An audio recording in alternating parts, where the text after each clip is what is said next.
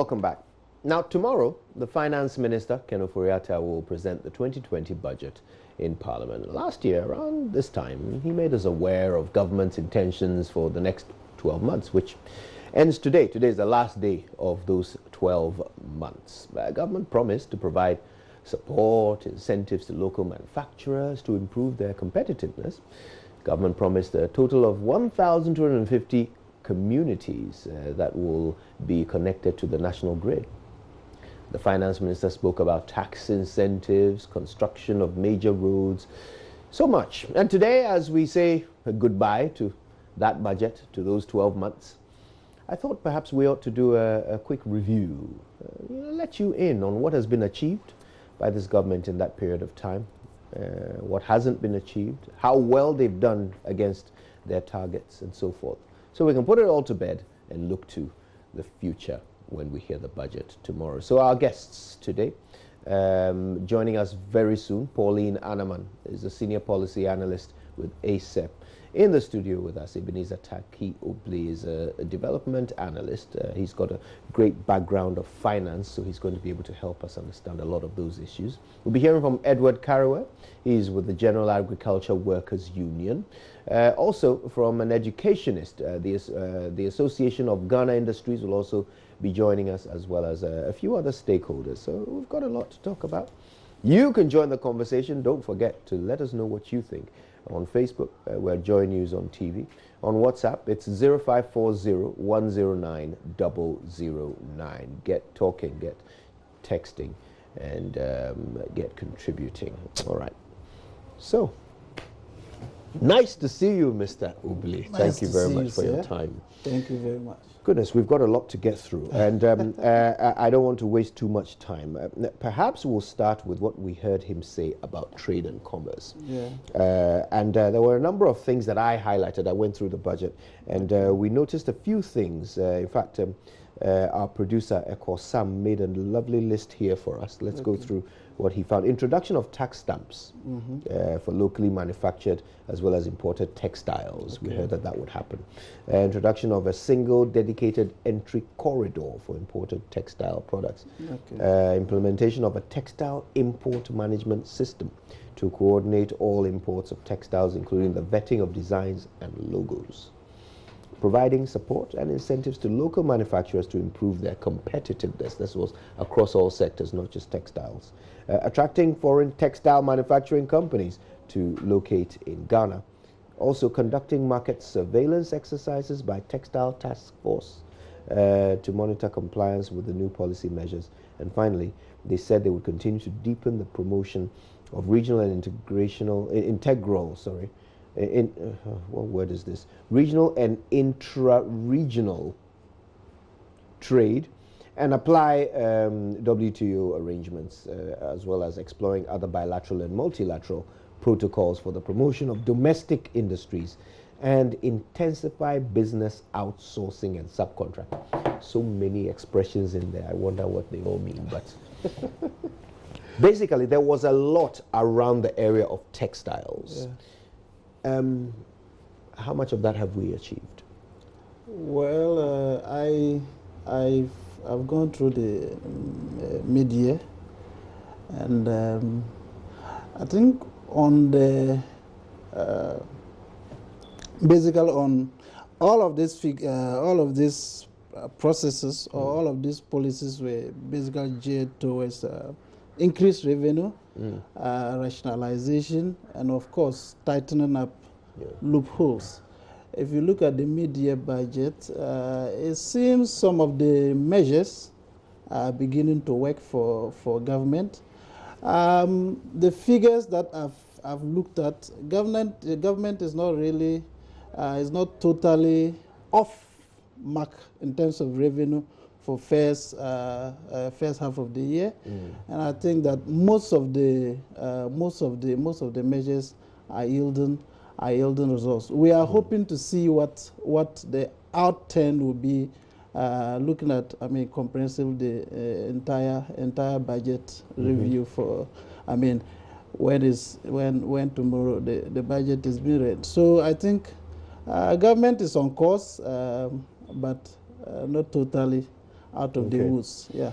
All right. Now, we know that they are a little bit behind targets on revenue, tax revenue.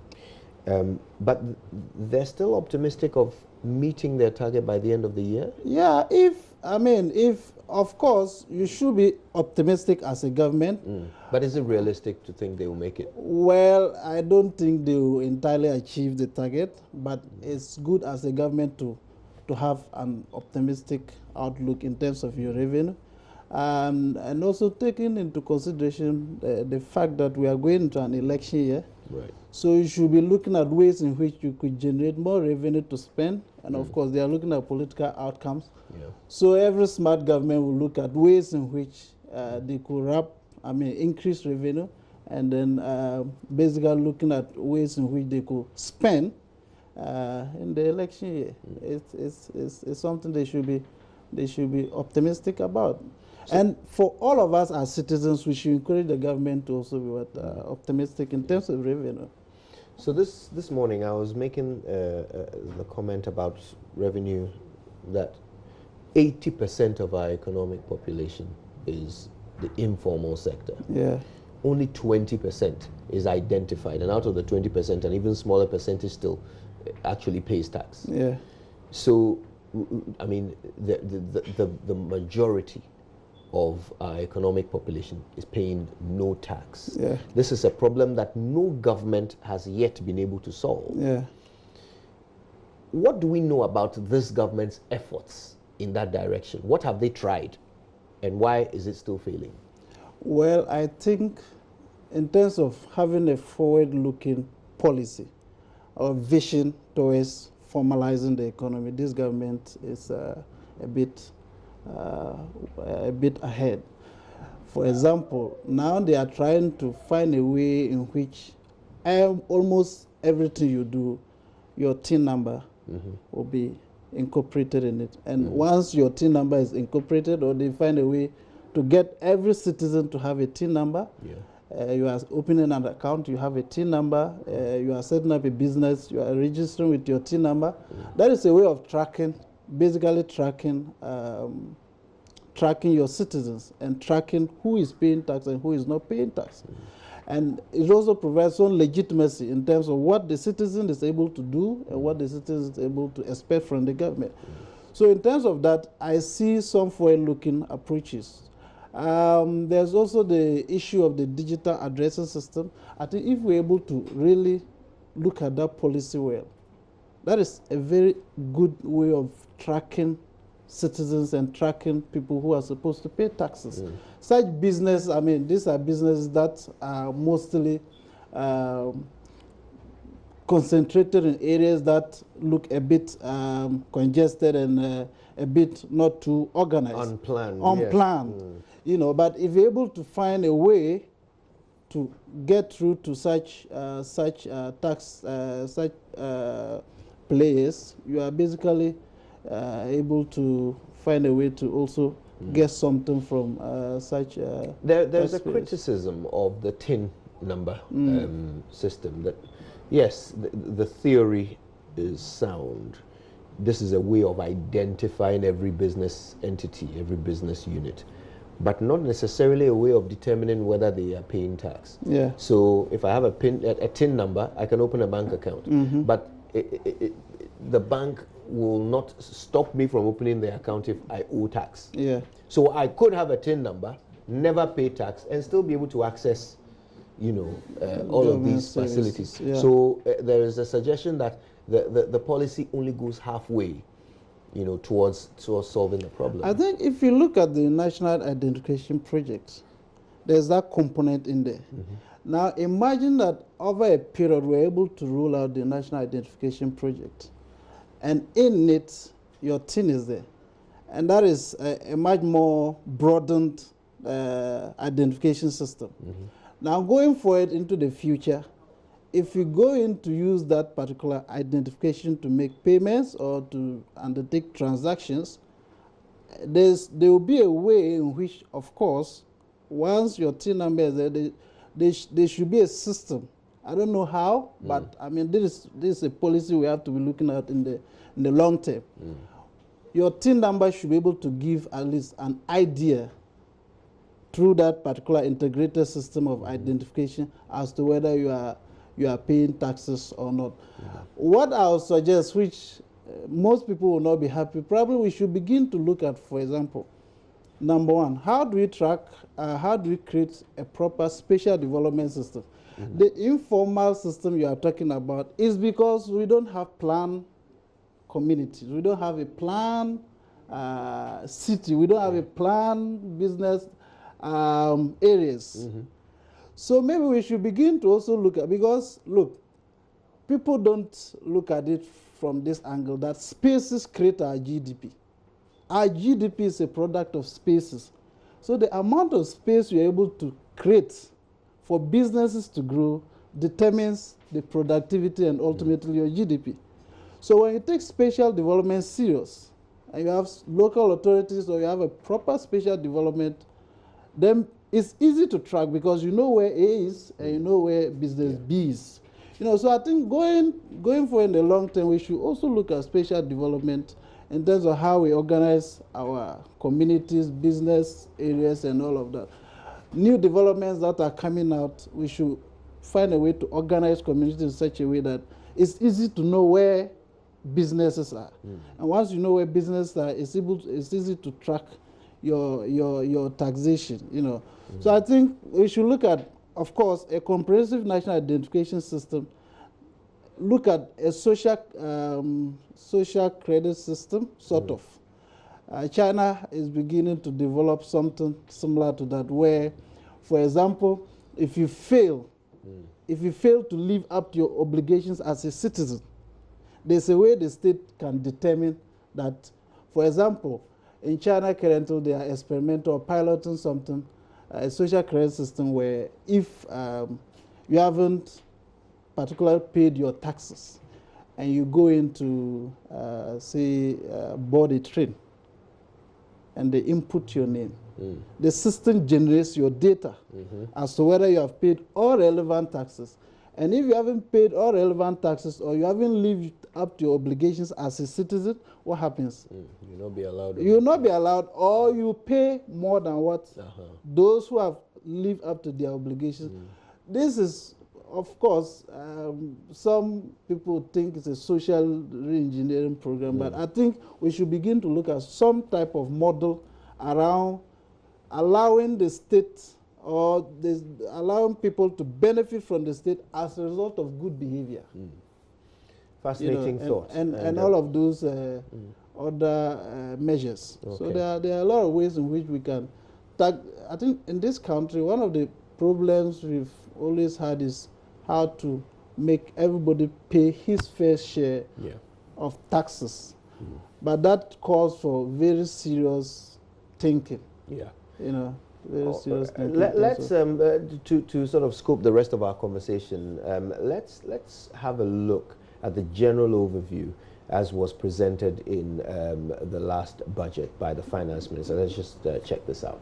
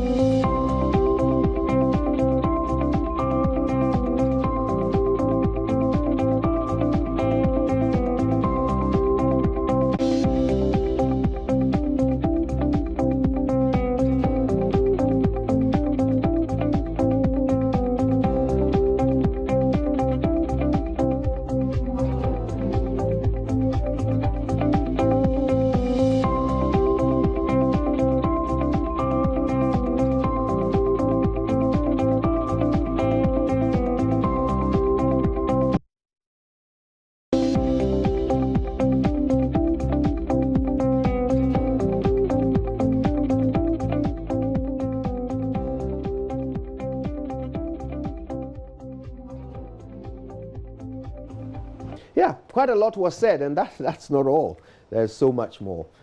We want to have a bit of a discussion around what was said, what's been achieved, what hasn't been achieved, and perhaps why.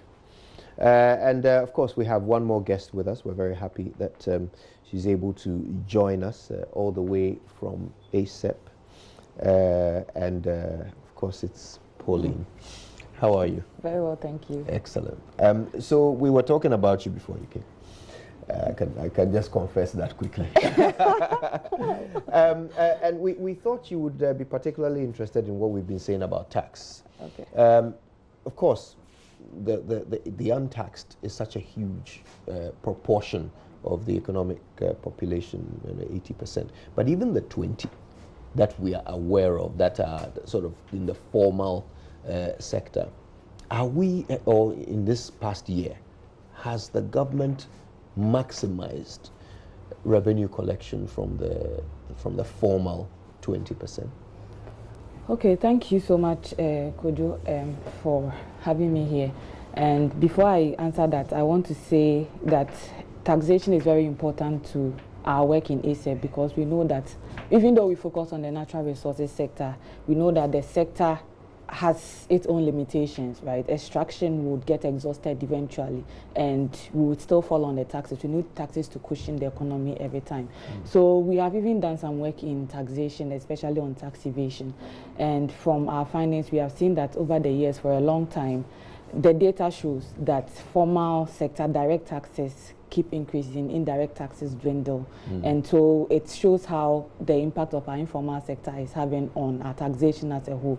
And we have done a lot of, we've done work in last year and this year. We have a whistleblower platform where we have received evidence, hardcore evidence about companies, including Chinese companies, evading taxes in Ghana, huge sums of money. That we have reported to GRA for them to take action. And up till now, we've not seen any progress with that. And now the Auditor General has taken it up. But this GRA should be the one interested in chasing this money, but they are not as, we don't see them putting priority on this as the Auditor General has.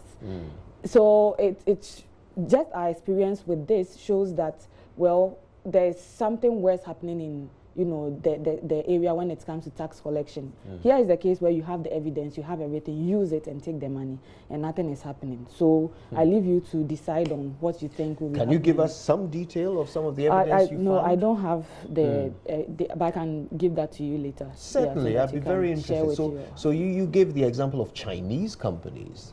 Are there quite a lot of multinationals that fall into this bracket? Okay, because it is a whistleblower, I won't pretend to know the full details, because not everybody in ASEP gets to see it. Right. Okay, so I would desist from making any statement on it. All right, but what you can say is that this information has been passed on to the GRA. Yeah. How long have they been in possession of this information? This is months, like months or close to a year. Wow, and no action yet. Yeah. There's also the issue of tax breaks, and I'd like to bring Mr. Oblie in on this as well. This is not, illegal evasion of tax. This is just the state deciding not to tax certain entities, and there's some criticism of that policy, that perhaps we overdo it, and that we give a little too much leeway to foreign companies, particularly when it comes to what tax, import duties, and so forth, to pay. What's your assessment of this? I think I was one of the few people who advocated that government needed to take a comprehensive look at the exemption regime. For example, the exemptions around the free zones, for example. We wanted a free zones program that would basically attract investments. If you look at that particular project, it's almost since 1999. It's time for us to look at what kind of benefits we are giving to free zones companies, because we've grown enough, we are producing oil, the economy has, growth is is no more what it used to be, and we need more revenue to basically do what? Undertake development. And if you have such a project close to 2 decades, it's time for you to sit and to say, okay, you know what, guys operating in this sector, we are willing to make these compromises for you. Because the policy has got, a lot of companies have come in. Ghana is becoming, I mean, globally, one of the very attractive investment destinations. So it's not like we are now a beginner nation in terms of stuff like this, or Ghana is not known. We have credentials. We've built so much global credibility. So therefore, the exemptions we are giving to companies around the free zones area, we should be looking at it. Also, the mining area, I'm sure you guys have looked at natural resource management and issues around mining. In the 2019 budget, there's a proposal for a mining investment fund of sorts. And the idea was to convert the exemptions that some of the mining companies were enjoying into some type of shares, you know, so that government begins to take some ownership, right, you know, benefits as just leaving them as exemptions and allowing the mining companies to enjoy. You know, so I think government had a forward-looking idea in terms of the mining industry. But as a government, I think it's important that the government begins to review the broad exemption regime, the kind of exemptions we are giving to companies and all kinds of individuals. We have to sit down and look at it. Right. Even importation by government officials and some of the nonsense that is going on in the port. I mean, we have to look at it, because the mere fact that you're a state official or some part of the setup doesn't mean that when you are important stuff, you should be given. You know, everybody should pay his fair share of you know, taxes. You know, right. So I think, Pauline, let's focus a bit more on energy, as Ebenezer has brought up. And by the way, Pauline Anaman, of course, is senior policy analyst at ASEP. Yeah, so energy, and all of these firms who are enjoying these massive tax breaks, and yet the roads that lead to the towns in which they operate, horrible. People are demonstrating all the time, and we keep getting this impression that when they are taking without giving enough back, whether through taxes or through developing communities. So I think I'll take off from where Mr. Tackie ended.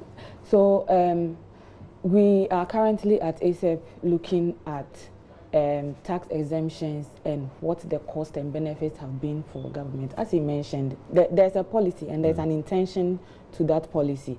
It is supposed to ensure that there is more investment, more that leads to economic boom, employment, etc. But the question is, have we achieved that, and should we review that policy?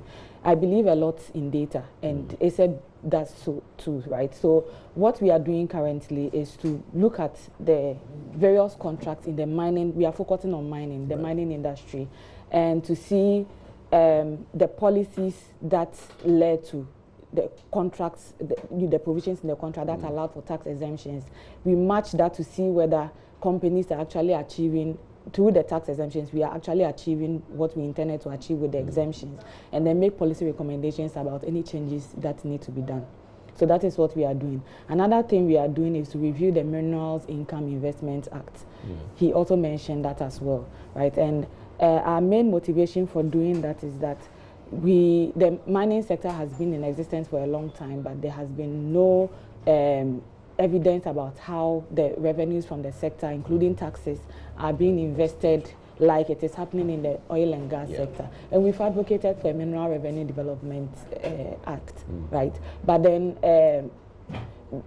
we got to a certain stage and then it stopped because there was a policy shift, and then the MIIA, the Mineral Income Investment Act, was quickly passed. to, you know, change the whole. So now it's no longer like going to be like the oil and gas sector where you know that this is the amount we are getting and this is what is being invested in roads and infrastructure, this and that and that. It's like a special purpose vehicle, and then government can use it for anything, including debt financing and all, attracting more income and all of that to the country.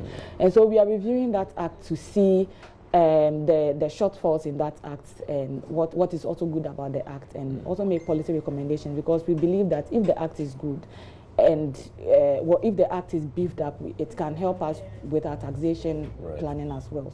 So at the moment, I mean, government doesn't really own shares in any of the mining companies, does it? Does it own significant shares? None that I know of. Right. So our revenue in mining is just tax. Is that right? We have royalties also from mining. Of course. There are various sources of income from mining industry. We have the surface rentals, we have the corporate income taxes, of course, we have the royalties, we have the rent that people pay to the OSL, to the GRA, etc. So there are different sources of revenues to government from mining, but the problem is that the only portion of the revenue that is accounted for everybody to see is now the royalties. Okay, and that is only 20% of the total royalty that is given, and that is under the Mineral Development Fund Act. The rest, the 80% of the royalties, together with the corporate income taxes, the surface rentals, and every income that comes from mining, is going to the mineral income, the fund, Mineral Income Investment Fund. And that is what I have described. It is a special purpose vehicle. It can be invested outside the country. Government can fall on that to borrow. But the question is, how do we put in the mechanisms in place to ensure that we, the citizens, are enjoying the benefits as we are enjoying from the oil and gas industry? So for now, that act is not even very operational. So, as we are enjoying from the oil and gas industry, I was tempted to ask, are we enjoying from the oil and gas industry? In a moment, we will shift to education as well, where lots of plans were made at the beginning of the year, and we'll see how far along we are with those plans. We'll be speaking to Executive Director of the Institute for Educational Studies, Peter Partey-Enti, who joins us via Skype. Peter, good to see you. Thank you so much for making the time. That's in just a moment, but I want us to wrap up a bit more on energy and oil and gas and so forth, because I mean, you brought it up. So as at 2018, the total amount of money that Ghana had made from oil and gas since we discovered it wasn't a lot more than 3 billion. 3 billion. No, like 5 billion. About 5 billion by 2018 dollars. Okay, so today, when we hear organizations like the organization that's supposed to check how the oil money is spent, PIAC, raising major issues about how institutions like GNPC spend money and so forth. Let's look at what the last budget said we would be able to do with our oil and gas revenue. How do you assess our performance? Today's the last day. How do you assess our performance, against the targets that we set on how we were going to spend our oil money? Okay, so we have priority areas that were defined as far back as 2017, and it runs to 2020. And the priority areas are to invest petroleum revenues in education, in health, in agriculture, and in roads and other critical infrastructure, right? And so far, that is what the government has been doing. But majority of the money has gone into education, which is through the free SHS. And we have also seen monies go into infrastructure development, into agric, especially irrigation projects, and then to the health sector, also health infrastructure. So far, the investments have gone just the way as has been planned. Right. No two ways about that. But the question we should be asking is whether or not we are achieving the impacts of our investments as espoused in Section 21(2) of the PRMA. So that is the question. Unless we do that, I cannot say anything about whether we are achieving anything. We are spending the money. You were going to give us the answer. We are spending the money. Yeah. Right. And how's the impact? So I can speak to the impact from our previous value for money analysis, but for this particular year, we have not done a new value for money analysis because there's a lot of backlog to even clear, right? And this is also the responsibility of the Ministry of Finance, PIAC, and other state institutions to monitor how the monies invested are impacting the economy, right? So from our previous value for money analysis, we have seen that there's both positive and negative impacts, right? The negative projects don't get completed on time, projects don't get consistent funding. There's also, like, you could see that some of the contract sums are fishy, some projects don't exist, etc. But we've also seen the positive side as well. We've seen how, like, irrigation projects are improving productivity in some areas like Kayime in the Volta region. For that particular project, we followed it from the time the money was spent, when the dam was being constructed. We went there to look at the impacts, the social, economic, environmental impacts on people. And then we advocated for consistent funding. The following year, there was more funding to complete the project. And after completion, we went back again to see how it is impacting, and people are able to farm all year round, and it has improved on incomes. So there are positive, we are seeing good impacts, but also there are also the negative aspects that require a lot of monitoring. Ebenezer, just before we go to Peter, quickly, give me an assessment of government's accountability when it comes to how we use oil money. I mean, we have the institutions that are giving us information, PIA, ASEP. They basically have this 24/7 clock that you can go to a website and it will tell you how the oil money is being spent and all that. So as for the information, we have it. We see where they are doing well, and we see where they are doing badly. But does anybody get penalized? Does anything get corrected? Does anything change as a result of what we're learning about how they're spending our money? Well, I think if you ask the members of PIAC, they will tell you how frustrated they are even getting data. So I'll speak from what the information I have, and the information is that we are trying our best to spend, but there are a lot of uncompleted projects littered across the country that are not being finished. There are also some funds, PIAC is struggling to actually find out where they've tracked. I mean, they'll be able to analyze the various budgets since we started producing oil, and there are funds that they can't really account as to where those funds have gone into. And there's also the issue, what we can analyze from basically where we can find out whether the oil is being used or not is the ABFA, which is the annual budget funding amount, and that is where we can track. Government is doing its best. For me, what I recommend this government for is that they are pushing a lot of that into the senior high school education. And for me, I think that is a good thing because then you are looking at more of a generational investments than just some quick road projects or some quick investment here and there. Because education, I mean, for us to lift our country from the current status, we need to invest heavily in education. For me, that is one of the areas I think I would recommend this government. They should begin to shift more of that into educational funding. Because at least from now to 20 to 30 years' time, we'll begin to see some social mobility, and most of that social mobility and the ability to lift a lot of our citizens out of poverty would have been as a result of this type of social investment in terms of the free SHS and all of that. So I think if government wants to leave a proper legacy, we should begin, at least more of that investment should go into the free senior high school education, because then you are building a legendary type of system.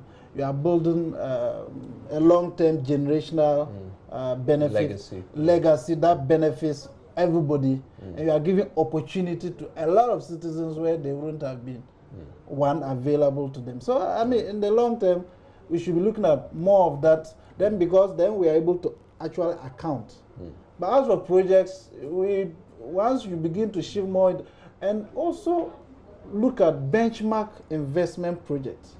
So, for example, we can identify greenfield and brownfield projects, invest in them. So, for example, the railway from the southern sector to the northern sector. If we push oil money there, the project is completed. Everybody knows that this is what? An oil money project. You can see it, you can feel it. But if you are investing in, you know, small projects here and there, I mean, over a period, we'll not really know what the amount has been used for. So I think there should be more focus. Like this government is looking at education, pushing the resources in education, and then we should also look at long-term investment projects and all of that. But there's a difference between spending and efficient spending. Yeah. Right. So if you are spending all your oil money on education, but you don't see the headway and all the impact you can report is more enrollment, then what have you achieved? Why do we educate people? Let's interrogate the details.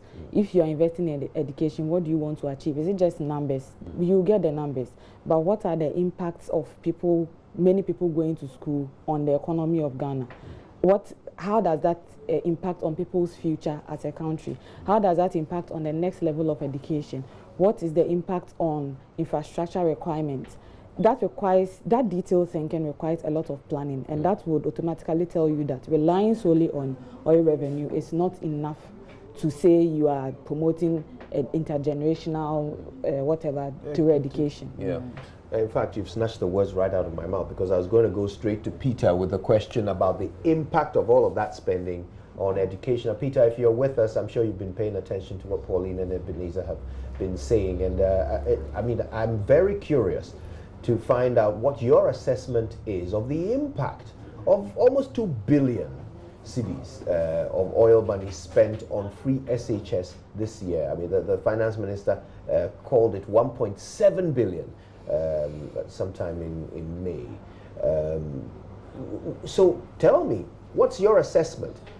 Enrollment is up, but how about quality of education? We still have schools under trees. We still have a curriculum that we're struggling with, but that's actually for GHS. I'm told we've lost connection with them, with Peter. Oh, Peter, can you hear me? Yeah, I can hear you. Good morning. Fantastic. Good morning. So I asked a very long question there. I'm sure you missed it all, but I was simply simply trying to determine what your assessment is of the massive spending of oil money in education, almost 2 billion this year alone. So how has it impacted on the quality of education? We know enrollment is up, but what else has improved? Okay. Thank you very much. We think that it's important that we are putting a lot of money into the education sector. As the panelists said, it's one of the best investments that you can ever do to improve your human capital base, so that from 10, 20 years to come, they will take over the economy and then run it. But one of the things that we seem to have forgotten is that when people go through education, or when you make investment, there should be unexpected returns to education. So when someone is paying his fees, at the end of the day, he wants to get employed, and then he gets paid, and that is the returns on the investment that the person made in his education.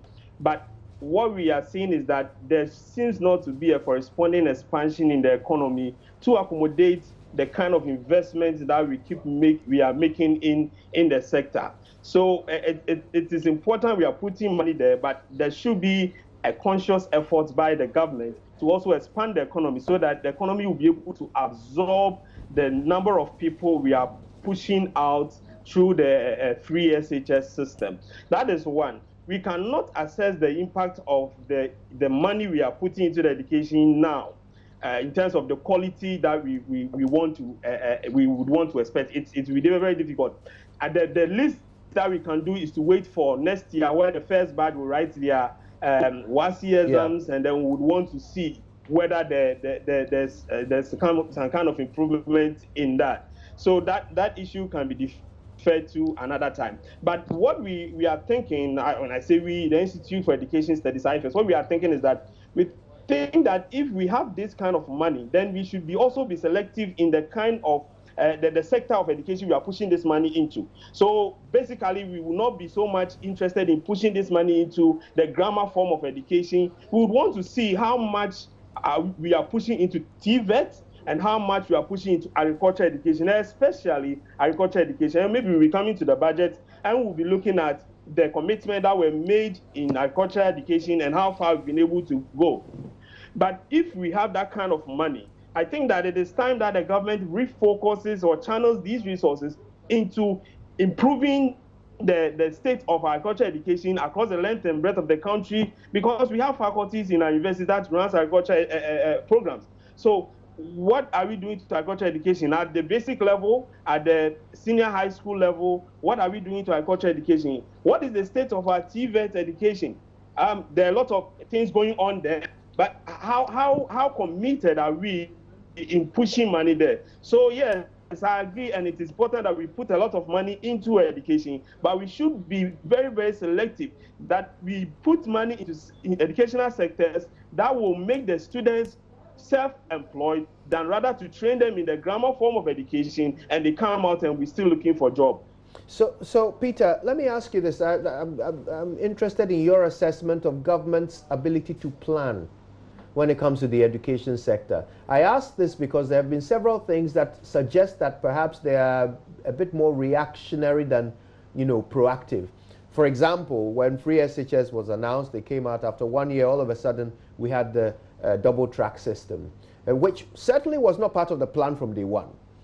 Then we have the rollout of a new curriculum, which has been ongoing now for almost a full term. We've gone past half term already, and we still don't have textbooks. Certainly that can't have been part of the plan. We have currently with free SHS, we have tertiary institutions that we've turned into technical universities from polytechnics, yet they are offering grammar courses, and there is nothing happening at SHS level to create undergrads who will actually go and study technical programs. So there doesn't seem to be a lot of evidence of forward thinking, but maybe I'm an outsider. You're an insider, Peter. Tell us, how well is the government planning in the education sector? I must admit that a lot of things are going on in the education sector. 2 years ago, we talked about what we call policy coherence, and that was when the debate about, I think 3 years ago, the debate about the conversion of polytechnic into technical universities came into being. What we were thinking was that if you are converting the polytechnics into technical universities, then you have to also make sure that your technical and vocational institutes are up and running, so that those students will feed into the technical universities. And that actually didn't happen. We were thinking that going forward, a lot of investment will go into that sector, and they will feed into the technical universities. As at now, I might not be able to say for sure that a lot of investment have gone into the technical and vocational education. So a lot of things are happening. We just hope that at the end of the day, I spoke to one of the people in authority, and he made a point that the education sector is like an octopus, and a whole lot of things can happen at the same time. But what is important is that there should be geared towards a particular goal. So we are all hoping that at the end of the day, all the things that are happening at the various sectors would all lead to improving quality education at our basic level, at our senior high school level, and also ensure that our tertiary students are fit for the job market. That is what we'll be able to say, because it will be difficult for us to assess or say that the policies will not yield any results while some of them are still running. I agree with you. Something like the double track was a policy that came in because of a challenge that they faced. But I was thinking, or we were thinking, that if we had stepped back a little and analyze or look at the projection in the growth of enrollment over the years, we would have been able to deal with that particular problem. But then we had to come out with a policy that would help to solve that problem. I also agree with you that in terms of the textbooks for the curriculum implementation, by now we should have the textbooks. We have said that even the General Education Service recognize that one of the inputs of quality education is textbook, and they mark it at 1-to-1. So every student should have a textbook. So anybody who comes to downplay the role of textbooks in ensuring quality education means that he does not even understand what goes into quality education. And as Peter, now, are you saying that the education minister doesn't understand what goes into education? I've not heard the education minister talk about that. So oh, you haven't? I don't. Yes, please, I haven't. Who have you heard? But what I'm saying, yeah, I'm maybe some of them, but I don't know. The point I'm making is this: that when you look at the input variables of quality education, according to the Ghana Education Service, one of the key variables is textbook. Another one is classroom. Another one is DEX. Then we talk about teachers. Teacher-student ratio. We talk about all those things. So if the student is not having the textbook, it means that the inputs that are supposed to be present for the student to acquire quality education, one of them is missing. And you cannot downplay the role of textbooks in education. I think I've heard the PR of the Minister of Education. I've not heard the minister. Okay. All right. All right. Thank you. Thank you for that, Peter. I appreciate it. Now, let's, just before we go into the power sector, which is the next area that we're going to spend a bit of time on, you know, I think it's interesting hearing Peter talk about what the ultimate effect should be of all this money that we're spending. 1.7 billion, a lot of money. Is oil and is our oil revenue a sustainable source of funding for free SHS? It's going to be more next year, clearly. Yeah, can we sustain it? It's obviously not sustainable. Oil and gas, like every other natural resource that is extracted, has a time frame. And within that time frame, anything can even happen with the projected production levels, right? And whatever revenue we expect is a product of quantity that is produced and the global prices. So if the companies operating in our fields project that they are going to produce maybe 100 barrels per day, and something happens to the FPSO and they end up producing 60 barrels per day, even if prices are high, it will still impact on projected revenues for the government. They may also produce more than they have projected, but if global prices of oil is low, then it also affects the revenue. So this is not a sector that we should rely on to finance something as serious as our education. That is why we have advocated in ASEP that it is important for government to seek alternative sources of funding. And that is why we are pushing for a minerals development, a minerals investment fund, like we have in the Petroleum Revenue Management Act. We should also have a Mineral Revenue Management Act. That's the kind of things PRMA is doing, so that we can have funding from various sources. But if we don't plan well with financing oil and financing education, and we depend so much on the oil and gas industry, then we are putting ourselves up for failure. That is all I can say for now. Okay. Final thing on oil before we go on to power. The countries, and there are too few of them, unfortunately, the countries that have successfully developed from their oil sector, that are wealthier because they have oil, they are in the minority of oil producing, countries. But one example is Norway and their massive fund that they've been, building over the years. That's like real legacy. We are spending ours. And the president has, really defended that approach. He makes no apology. He says, this is what we need now. So we'll spend. Should we manage expectations of the nation that at some point the oil money will run out? It's not a legacy asset. It's pocket money. We're spending it. It'll finish. Yeah, I think yes, we need to manage expectations, but more importantly, we need to begin to look. I'm sure you guys have looked at the contract regime. We need to begin, once we've established the fact that we have oil, we also have to look at bringing in more in terms of our share in the contracting regime. With all the contracts that are being signed, we should look at gradually moving at least 50%, 40, Because if you look at the first contracts which were signed, they were basically advertisement contracts to bring in the investor. But we've established the credibility. So we have to also assert ourselves in terms of how much we are willing to take in terms of risks, and then in terms of the benefits in the contracting regime. Secondly, of course, you know, I was part of the group which kind of fought against a free-fall taxation, full-force tax-funded senior education system. I'm a conservative. I don't believe that everything should be tax-funded of sort. It should be innovative. What about looking at using, there are countries that are using the voucher system in terms of financing education. Because, of course, there are parents who are willing to pay. So it shouldn't be free for all. It shouldn't be free for all. The finance minister agrees with you. He admitted, you know, the issue is basically that in terms of policy, maybe I'm sure it's a cabinet issue. There are people who believe in a certain way there, but I know there's somebody's majority opinion had to.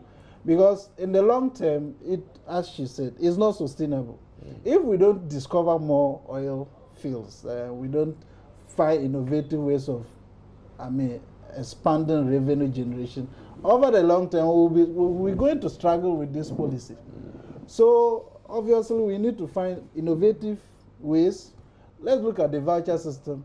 Let's think around means testing, and then find a way to let students who can pay, let their parents come in a mean test. Let's identify the poor. Look at the way in which we can expand the scholarship system, and then let those who really deserve to benefit. Those who can pay. Let's look at the entire project going forward. There are very good models across the world where, there are different ways in which education is being funded. Full tax funded, no, I don't agree, but I like the policy. But while we do the means testing, we have to ensure that we are not introducing favoritism and people who into the system, because already there is the LEAP program that is targeted at the poor, but even within that you could see that some people get it because they are party people. That thing shouldn't even be for investing in education if you are doing means testing. Okay, right. Let's talk power in the time we have left, and it's been one I've been looking forward to. This year, I'll let you approach the subject in your own way, but I suppose the big issue that nobody can miss is the fact that we were supposed to be under a concession. We were supposed to be under a concession. Pauline, we are not. As far as missing targets go, that's a big one, isn't it? It's a very big one. And, the whole essence of this concession was to address inefficiencies, the very inefficiencies that bring our debt issue, the debt of the utilities, and therefore power generation issues and energy access and tariff costs. Like, it has a very rippling effect on various other things, right? So the concession was supposed to address that inefficiency to ensure that the sector is okay. And if the energy sector, the power sector is okay, everything else will fall in place. But here we are, back to square one, having spent a lot of money on procuring the concessionaire and all of that. So it is very disappointing. That is true. But that also means that our utilities is now back to the hands of ECG. ECG must now set up. It means that ECG must behave like the concessionaire.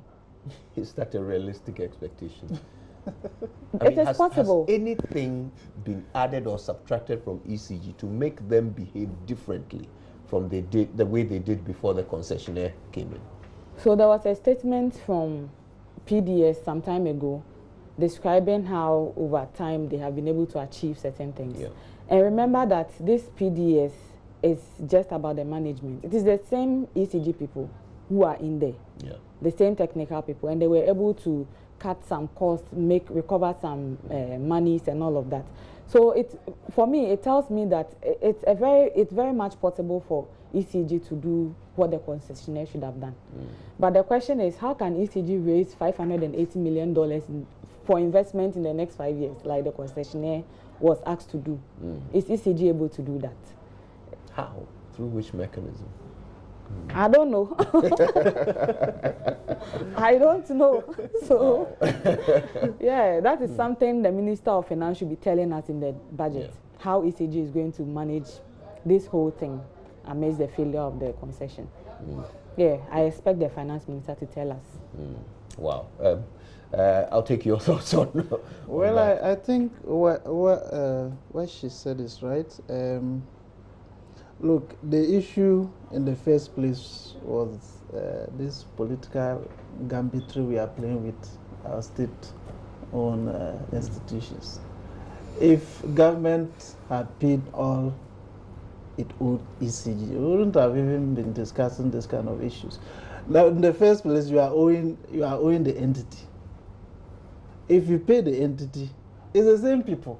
Even the concessionaire or whatever. I mean, if they had come and they had raised the needed fund, it was the same stuff, the same people, because we advocated that we shouldn't lay out these same guys.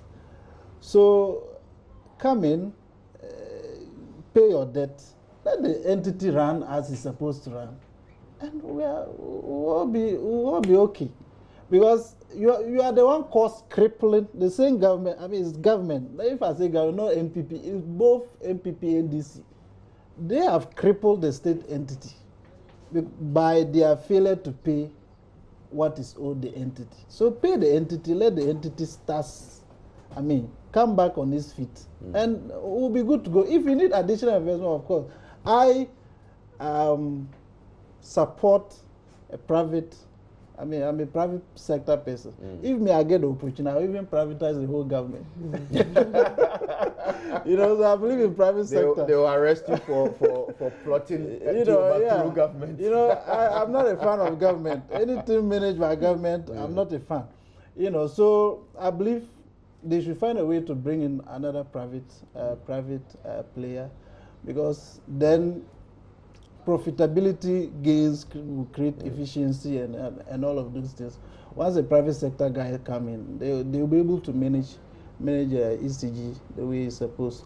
And all these political play games with ECG will die down, because at the end of the day, the private man is not looking at your nepotism, your family trying to push people in. No, they are looking at creating, building a business, making profits, and expanding the business. So I think in the long term, whilst ECG is back, they should investigate what the concessionaire did, whatever monies were taken and all of that. But in the long term, we should be looking at bringing in a private player. Then the critical thing to do is to invest.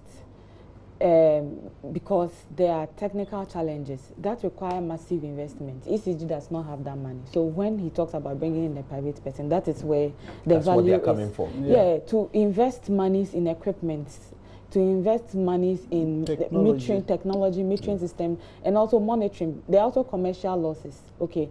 So the technical losses, you have challenges with your equipment and you lose so much power that you produce. So you don't even have the money from, you can't sell the power you lose. You have lost it in the system. And then there's the commercial loss where people tap into the power. Government also doesn't pay, but if you have a private person, they can immediately do that without thinking about, oh, this is government and all of that, so we have to be careful how we do things. They will just take their money because it affects their bottom line. That is the essence of a private person. But if ECG can do at least the commercial side, address the commercial challenges by going aggressively on government, going aggressively on people, to take the money that is due, tracking the consumption, knowing where power goes and following it up and collecting the money. If they are efficient in that way, even in that respect, you could make some savings in the short term. What a dream. ECG, no, I think ECG is capable of doing that. As I mentioned, ECG staff, both technical and non-technical, were the people working with PDS to achieve. Private company. Yes, so but no then one in government could pick up a phone and say, "Don't go and collect your money from this state institution." But look, there are state institutions in other countries who have performed well like a private entity. ECG can be like that. It is possible. Okay, it will work out well for everybody if they actually manage to do that. If they can, that's another matter. But for me, I'm eternally amused by those who actually praise government for how this concession agreement ended. You know, there are people who say we established our sovereignty, we exerted our sovereignty. Yes. Well, if we are a sovereign nation, then maybe the 310 million that we've collected from America, we should go and give it back to them. All right. Okay. So let's wrap up this way. Okay. And I'll start with you on Skype, Peter. Tell me one thing that you are expecting to hear tomorrow when the finance minister reads the budget. One thing. I'll come around and get one from everybody. Starting with you, Peter. One thing.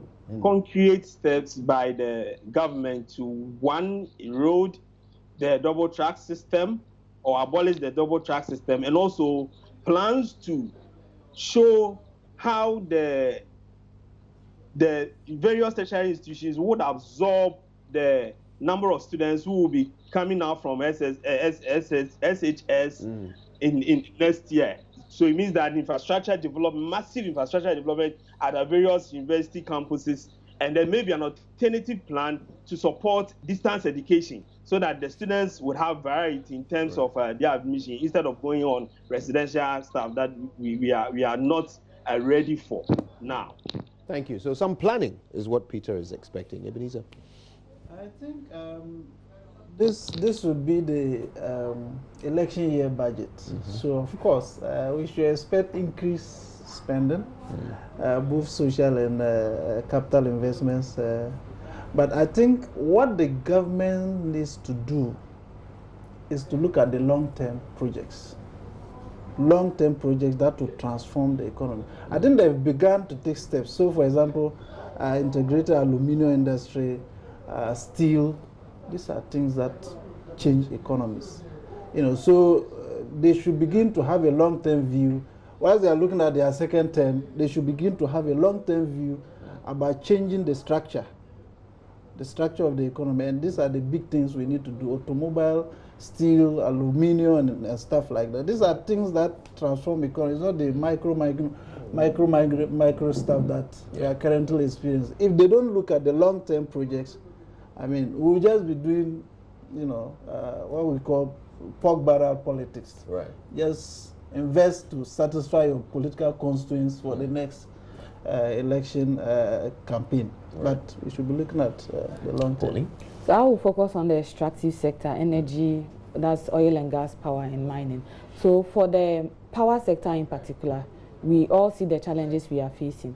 And from the supplementary budget that was read, the Ministry of Finance made it clear that we have excess capacity. And as a result of excess capacity, we are paying a lot of capacity charges that for power plants that we are not even using.